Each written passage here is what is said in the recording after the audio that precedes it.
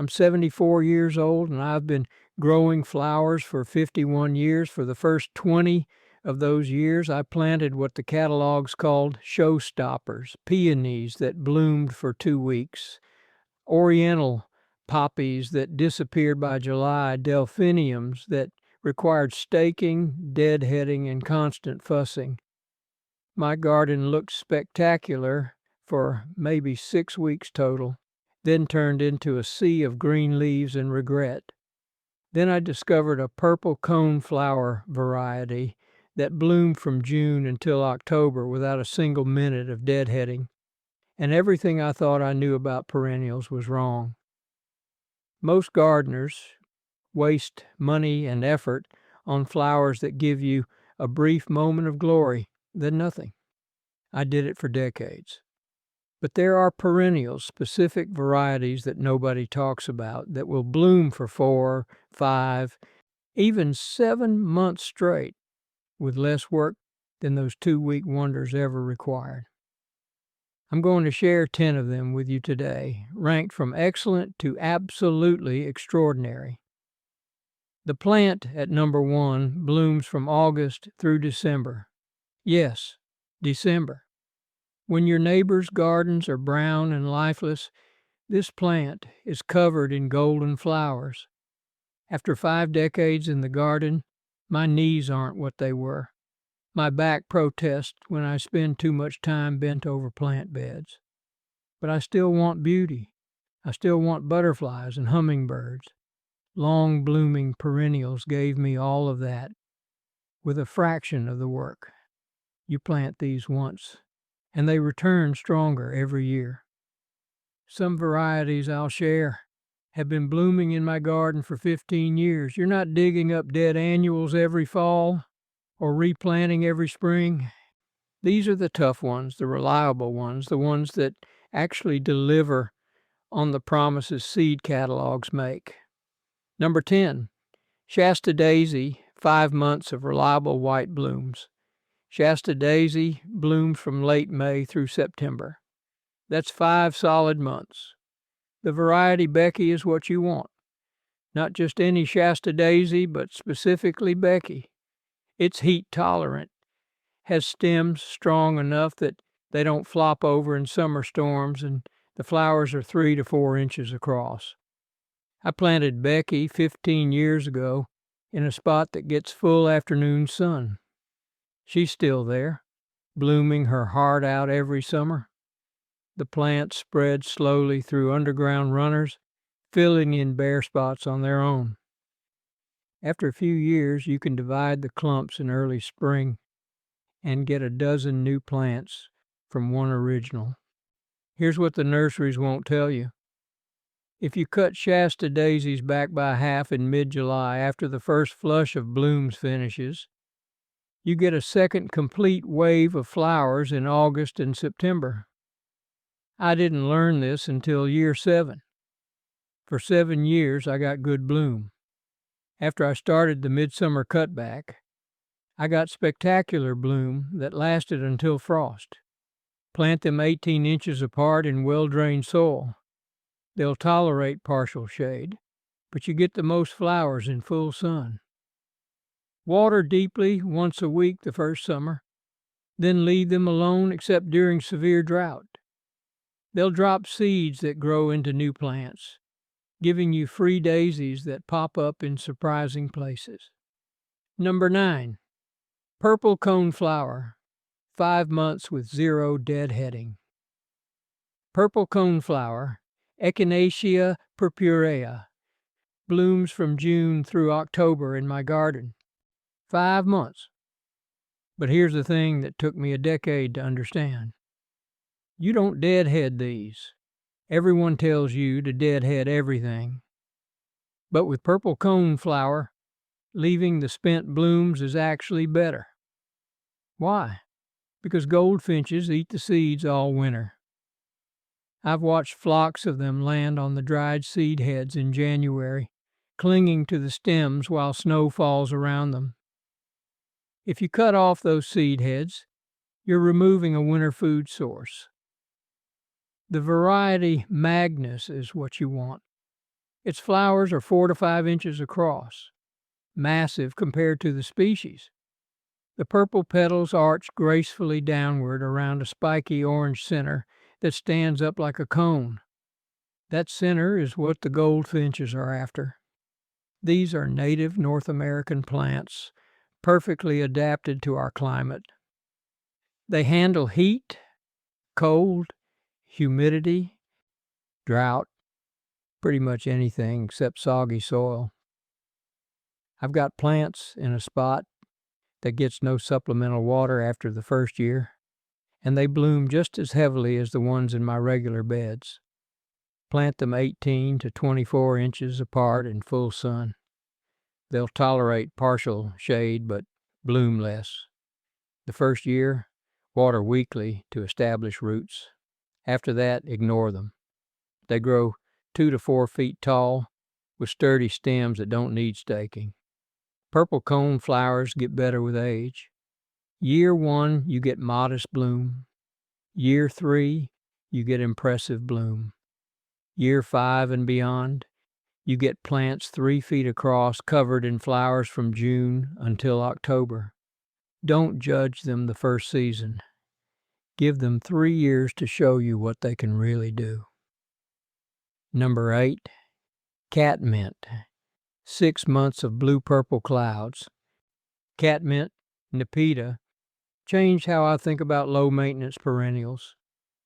The variety Walker's Low blooms from late April through October in my Zone 6 garden. That's 6 months. The plant forms a mound about 24 inches tall and 36 inches wide, covered in spikes of lavender blue flowers. Here's the simple maintenance. Cut it back by half in mid-July.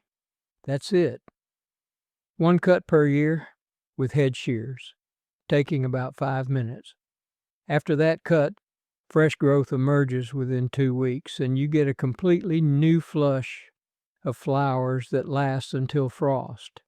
The foliage is aromatic, smells like mint when you brush against it. That scent naturally repels many garden pests. I've planted catmint next to roses, and the roses get fewer aphids. Bees absolutely love catmint flowers. On a sunny afternoon, you can hear the hum from 20 feet away. Plant catmint in full sun, 24 to 30 inches apart. It tolerates partial shade but blooms less. It needs well-drained soil. Once established, it's extremely drought tolerant. I've got plants that haven't been watered in 5 years except by rain, and they bloom beautifully every season. I planted Walker's Low along my front walkway 12 years ago. Every time I walk to the front door, I brush against it and release that wonderful scent. It's one of those plants I'd replant immediately if I lost it. Number 7, blanket flower, 5 months in terrible soil. Blanket flower, Gaillardia, blooms from June until hard frost, which in my garden means early November. That's 5 months of red, orange, and yellow flowers that look like miniature sunsets. The variety Arizona Sun is particularly good. Red flowers with bright yellow edges are about 3 inches across. Here's what makes blanket flower absolutely remarkable. It blooms better in poor soil. I learned this by accident. I planted some in my good garden soil and some in a terrible spot by the driveway where the soil is mostly clay and gravel. The ones in poor soil bloom twice as heavily. Rich soil makes them produce lush foliage and fewer flowers. Lean soil makes them bloom their heads off. They're native to North America, adapted to prairie conditions. They handle heat that would kill most garden flowers. I've watched them bloom through weeks of 95-degree temperatures without wilting. They're drought tolerant, once established, and actually prefer to dry out between waterings. Plant them 12 to 15 inches apart in full sun. They need well-drained soil Don't fertilize them. Don't amend the soil with compost. Just plant them in ordinary or even poor soil and let them do their thing. Water weekly the first summer, then ignore them except during severe drought. They're also naturally resistant to deer and rabbits. In an area with heavy deer pressure, blanket flowers bloom untouched while everything around them gets eaten. Number 6, Salvia, 6 months of hummingbird heaven. Hardy salvia, specifically the variety May Night, blooms from May through October in my garden. 6 months of deep purple-blue flower spikes that hummingbirds visit dozens of times per day. I've watched individual hummingbirds work every single flower on a salvia plant. The plants form neat clumps about 18 inches tall and 24 inches wide. The flower spikes rise above aromatic foliage that deer and rabbits completely avoid. Even when everything else in the garden gets browsed, salvias remain untouched. Here's what took me years to learn. Salvias benefit from a light trim after the first flush of bloom in late June. Cut the spent flower spikes back to the top of the foliage, and you'll get a second complete round of flowering in August and September. If you skip this trim, bloom declines significantly in late summer. Plant salvias 18 inches apart in full sun to partial shade. They're not fussy about soil as long as it drains well. Once established, they're quite drought tolerant. The first year, water weekly. After that, natural rainfall is usually sufficient except during prolonged drought. I planted May Night salvia 15 years ago. I've divided those original plants 3 times, creating dozens of new plants that I've spread throughout my garden.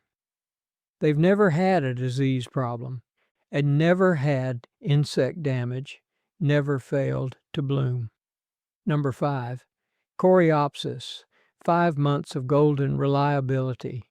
Coreopsis, specifically the threadleaf varieties, blooms from June through October without any deadheading required. 5 months of cheerful yellow flowers covering plants that form neat 12 to 18-inch mounds. The variety Moonbeam produces pale yellow flowers. Zagreb produces bright golden yellow. These are native North American wildflowers perfectly adapted to our growing conditions. They handle heat, humidity, drought, and neglect with equal ease. I've got Coreopsis in a spot that gets 0 supplemental water and full afternoon sun, conditions that would kill most perennials. The flowers are small, about 1 inch across, but produced in such abundance that the entire plant is covered in blooms. We're talking hundreds of flowers on a single plant simultaneously. And because they're so floriferous, individual flowers fading doesn't affect the overall display. Plant Coreopsis, 15 to 18 inches apart in full sun. It tolerates partial shade, but blooms less. It needs well-drained soil. It actually prefers sandy soil. Don't fertilize it. Don't amend the soil with rich compost. Plant it in ordinary garden soil or even lean soil and it'll bloom better. I learned this the hard way. I planted some in my vegetable garden where the soil is heavily amended with compost. They grew lush foliage but bloomed sparsely. Meanwhile, the ones in terrible soil bloomed prolifically. After about 5 years, Coreopsis plants can start to die out in the center. When this happens, dig them up in spring, divide them, discard the dead center, and replant the healthy outer sections. This rejuvenates them completely. Number 4, Verbena, 7 months of ground-hugging color. Hardy Verbena, specifically the variety Homestead Purple, blooms from May through November in my Zone 6 garden. 7 months.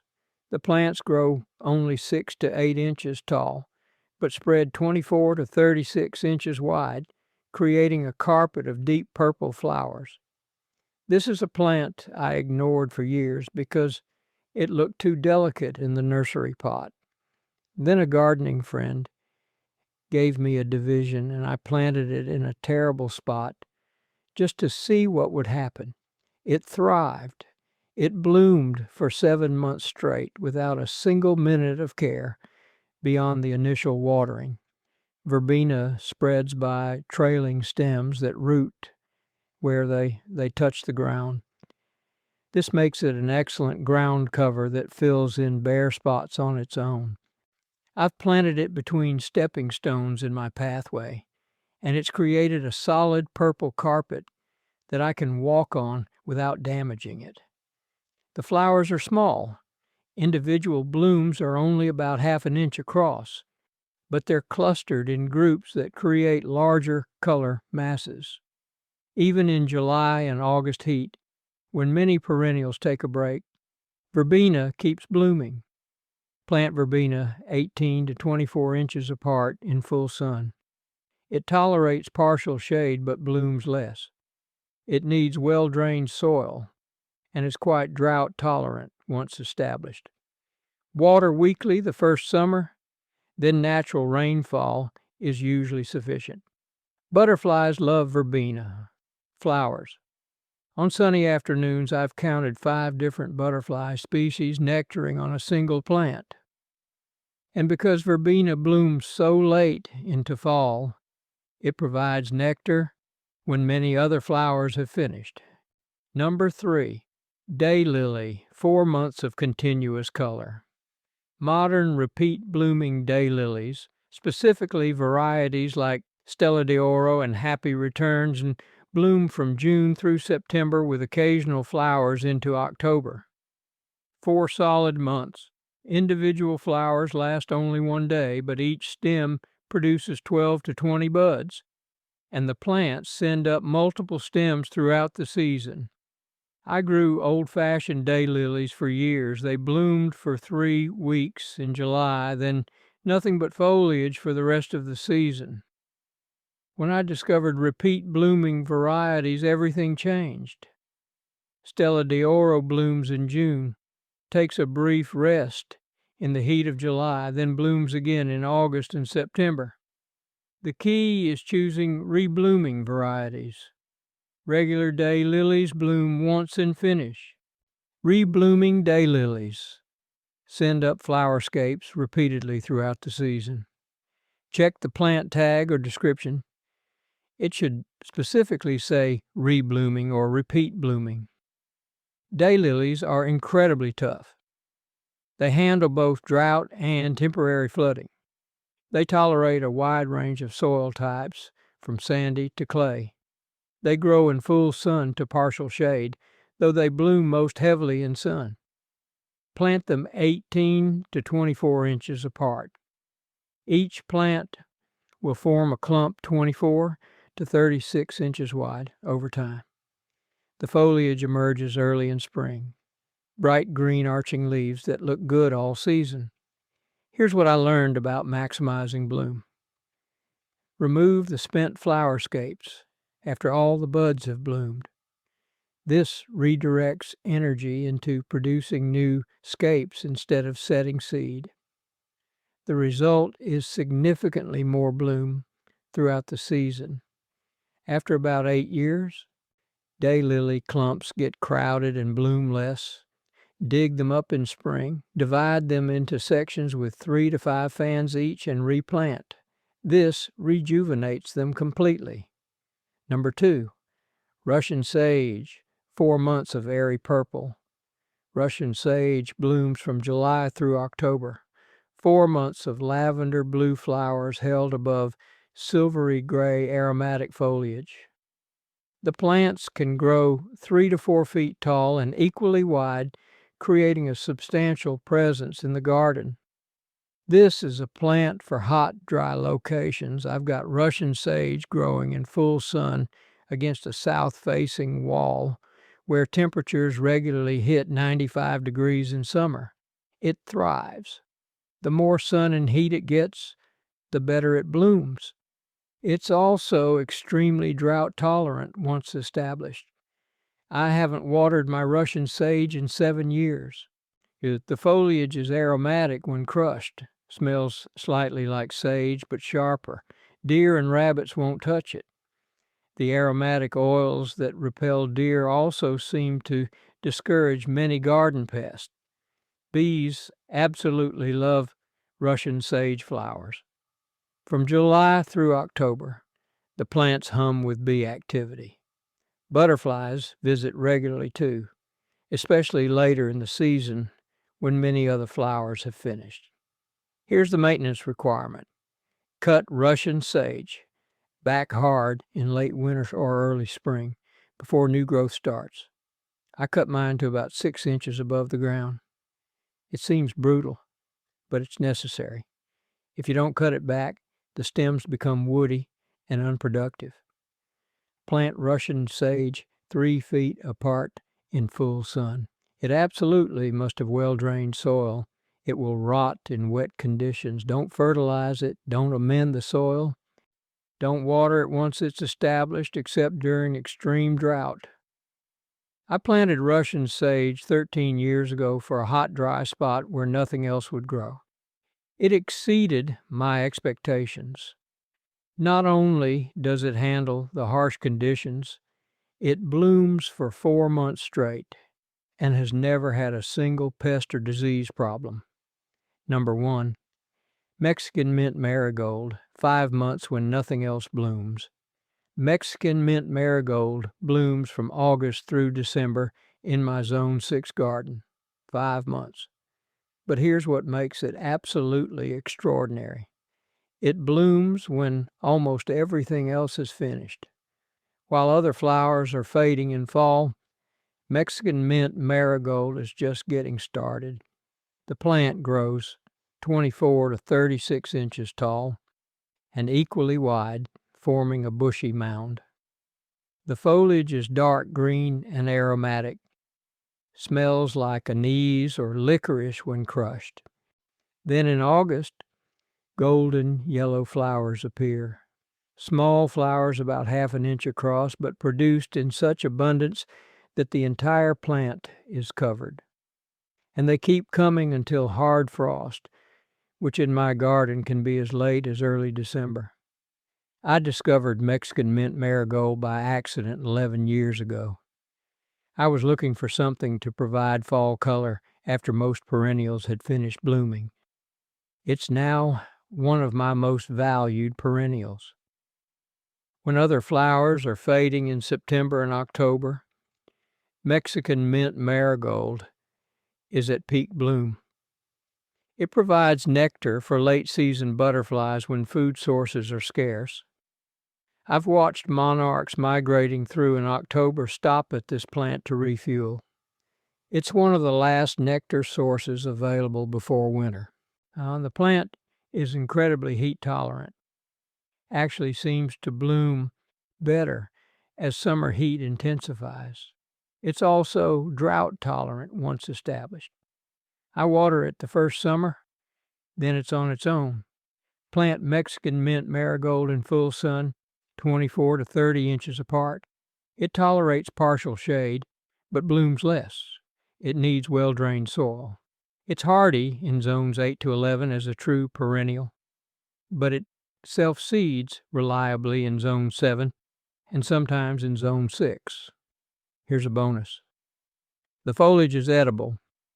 It's used as a substitute for French tarragon in cooking, with a similar anise flavor. I harvest leaves throughout the summer for use in salads and cooking. The flowers are also edible and make an attractive garnish. The plant is deer and rabbit resistant. It's also resistant to pests and diseases. In 11 years, I've never had a single problem with insects or disease on this plant. What I love most about Mexican mint marigold is timing. When my garden is winding down for winter, when most perennials have finished blooming, This plant is covered in golden flowers. It extends the garden season by months. Visitors in October and November are always surprised to see something blooming so profusely, so late in the season. I've planted it near my back patio where I can see it from the kitchen window. In November, when the rest of the garden is mostly dormant, that splash of golden yellow is incredibly uplifting. Mexican mint marigold doesn't bloom until days start getting shorter in late summer. It's triggered by day length, not temperature. This is why it blooms so late. Don't expect flowers in June or July. Expect them starting in August and continuing until frost. After 50 years of gardening, this is the plant that surprised me most. I expected modest fall color. I got 5 months of spectacular bloom when almost nothing else was flowering. If you can only add one plant from this list, make it Mexican mint marigold. I'm 74 now. My back complains more than it used to, and I don't spend entire weekends in the garden anymore. But these 10 perennials give me months of color with minimal work. They're the plants I'd choose again if I had to start over tomorrow. Plant them once, give them basic care the first year, then step back and let them perform. That's the secret I wish I'd learned 40 years ago.